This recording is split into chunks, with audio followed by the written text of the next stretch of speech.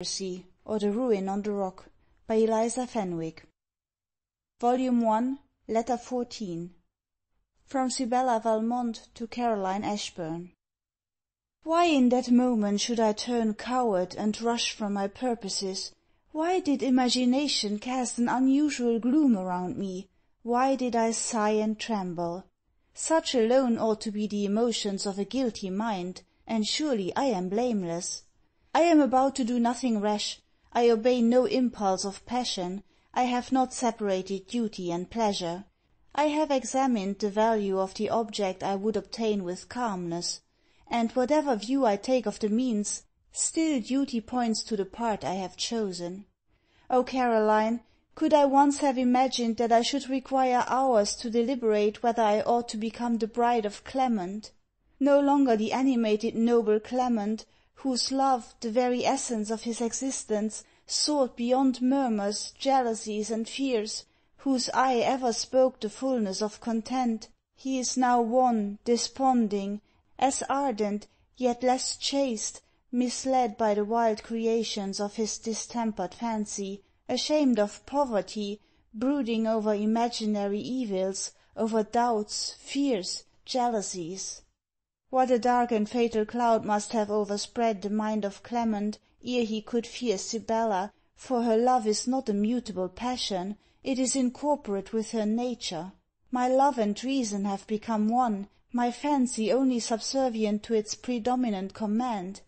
Clement still loves, and I know he would view the fairest beauty, the brightest grace, with an unmoved look, with an unpalpitating heart, for who that loved could be faithless?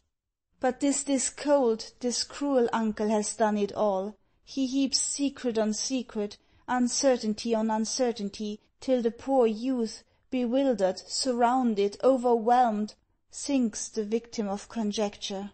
He is no longer Mr. Valmont's heir, and he shudders at the prospect of earning his future subsistence. Mr. Valmont tells him we shall not be united, and forgetting that we are not the puppets of his power, even this useless threat Clement loads with terror. Another separation, too, is about to take place, and he has not once looked forward to the hour when we shall wash away the remembrance in tears of joy at our reunion. And shall I be content merely to deplore my former Clement, giving nothing to restore him? Oh, no! I had written to him, I had even ascended the stairs to his apartment, when a sudden terror seized upon me. I hastily hid the billet from my view, and with the restlessness of an anxious mind, first sought the wood, and then my chamber. The billet lies before me, I have examined its purport. It calls on Clement to become my husband, for ought I to withhold myself from giving him the fullest proof of my affection? From renovating him by this proof, because Mr. Valmont cruelly commands it? Surely I ought not.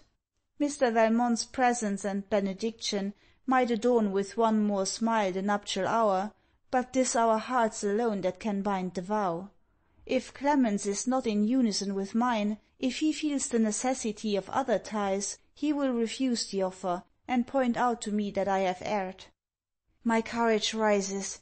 The paleness of fear on my cheek gives way to the glow of hope. I shall forget that absence, misfortune, and pain have intervened, and live over again those hours of joy and peace when our bosoms heaved no sigh, save the rich sigh of transport and confidence.